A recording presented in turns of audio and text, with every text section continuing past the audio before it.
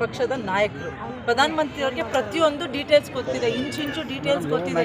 ಪ್ರಜ್ವಲ್ ರೇವಣ್ಣ ಅವರ ಒಂದು ಪೆನ್ ಡ್ರೈವ್ನಲ್ಲಿ ಇರ್ತಕ್ಕಂಥ ವಿಚಾರಗಳು ಎಲ್ಲವೂ ಗೊತ್ತಿದ್ರು ಕೂಡ ಅವರು ಬಹಳ ಅದನ್ನು ಗಂಭೀರವಾಗಿ ತಗೊಳ್ದೇನೆ ಬಹಳ ಈಸಿಯಾಗಿ ತಗೊಂಡು ಪ್ರಜ್ವಲ್ ರೇವಣ್ಣ ಅವ್ರಿಗೇನೆ, ಆ ಕಾಮುಕನಿಗೇನೆ ಟಿಕೆಟನ್ನು ಕೊಡ್ತಾರೆ. ಅಂದರೆ ಏನರ್ಥ? ಇವರ ಉದ್ದೇಶ ಏನು? ಇಂಥವರೇ ಸಂಸತ್ಗೆ ಹೋಗಬೇಕು, ಈ ಥರ ಬಲಾತ್ಕಾರ ಮಾಡ್ತಕ್ಕಂಥವ್ರು ಬಲಾತ್ಕಾರಿ ಪಕ್ಷ ಅಂತ ಹೇಳ್ತೀವಿ, BJPನ ಬಲಾತ್ಕಾರಿ ಪಕ್ಷ ಅಂತ ಹೇಳಬೇಕು.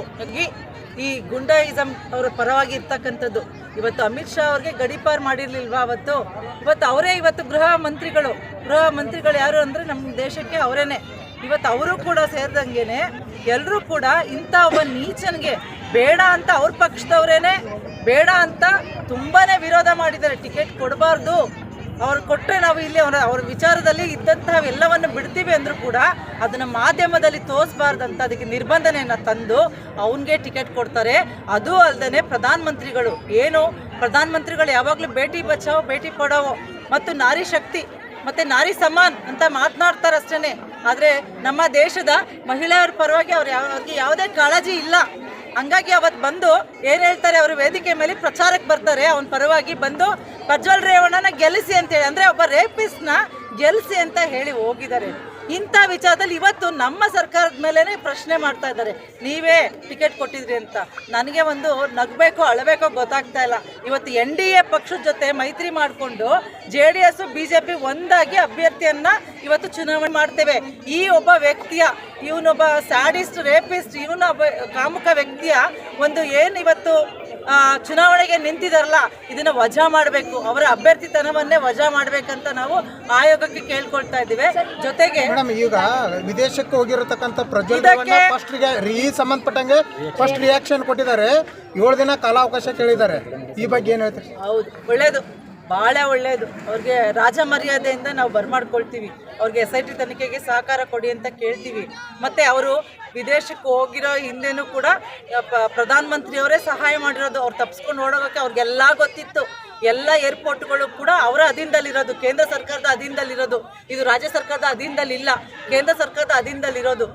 ಆ ವ್ಯಕ್ತಿ ಬಗ್ಗೆ ಅವ್ರಿಗೆ ಅವನಿಗೆ ಸಪೋರ್ಟ್ ಮಾಡ್ಬೇಕಂತಾನೆ, ರಕ್ಷಣೆ ಕೊಡ್ಬೇಕಂತಾನೆ ವಿದೇಶಕ್ಕೆ ಓಡೋಗೋಕ್ಕೆ ಸಹಾಯ ಮಾಡಿದ್ದಾರೆ. ಇವತ್ತು ಸನ್ಮಾನ್ಯ ಮುಖ್ಯಮಂತ್ರಿಗಳಾದಂಥ ಸಿದ್ದರಾಮಯ್ಯನವ್ರು ಹೇಳಿದ್ದಾರೆ, ಅವ್ರ ಪಾಸ್ಪೋರ್ಟ್ನ ತಾವು ಸೀಸ್ ಮಾಡಬೇಕು ಅಂತೇಳಿ. ಪಾಸ್ಪೋರ್ಟ್ನ ಸೀಸ್ ಮಾಡಬೇಕು, ಯಾಕಂದರೆ ಅವರೆಲ್ಲೂ ಕೂಡ ಇರ್ಲಿಕ್ಕಾಗೋದಿಲ್ಲ ಪಾಸ್ಪೋರ್ಟ್ ಸೀಸ್ ಮಾಡಿದ್ರೆ.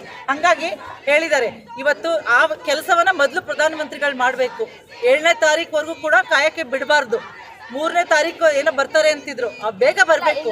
ಯಾಕಂದರೆ ತನಿಖೆಗೆ ಸಂಬಂಧಪಟ್ಟಂಗೆ SIT ತಂಡ ಏನು ತೀರ್ಮಾನ ಮಾಡುತ್ತೆ ಅದಕ್ಕೆ ನಮಗೆ ಸಂಬಂಧ ಇಲ್ಲ. ಅದು ಮಾಡಲಿ, ಸರಿಯಾಗಿ ಪ್ರಾಮಾಣಿಕವಾಗಿ ಮಾಡಲಿ ಅಂತ ಕೇಳ್ತೀವಿ. ಜೊತೆಗೆ ಇವತ್ತು ಆ ಬಲಾತ್ಕಾರ ಮಾಡಿದಂಥವ್ರಿಗೆ, ಅತ್ಯಾಚಾರ ಮಾಡಿದಂಥವ್ರಿಗೆ ಇವತ್ತು BJP ಪಕ್ಷದ ಟಿಕೆಟು ಸಪೋರ್ಟ್ ಮಾಡಿದ್ದಾರೆ. ಇವತ್ತು ಈ ಪಕ್ಷವನ್ನ ಮತ್ತೆ ನಾವೇನಾದ್ರು ಮೋದಿಗೆ ವೋಟ್ ಹಾಕ್ಬೇಕಂತ ಹೇಳ್ತಾರಲ್ಲ, ಮೋದಿ ಅವರು ಯಾರ ಪರ ನಿಂತಿದ್ದಾರೆ? ಇವತ್ತು BJP ಯಾರ ಪರ ನಿಂತಿದೆ? ಇಂತಹ ಮಹಿಳೆಯರನ್ನ ಹಗುರವಾಗಿ ನೋಡ್ತಕ್ಕಂಥದ್ದು, ಅವಮಾನಿಸ್ತಕ್ಕಂಥದ್ದು, ಅವರ ಹತ್ಯೆ ಮಾಡ್ತಕ್ಕಂಥದ್ದು, ಅವರ ಈ ಥರ ಚಿತ್ರೀಕರಣ ಮಾಡಿದಾರಲ್ಲ, ಇಂಥವ್ರ ಪರ ನಿಂತಿದೆಯಲ್ಲ.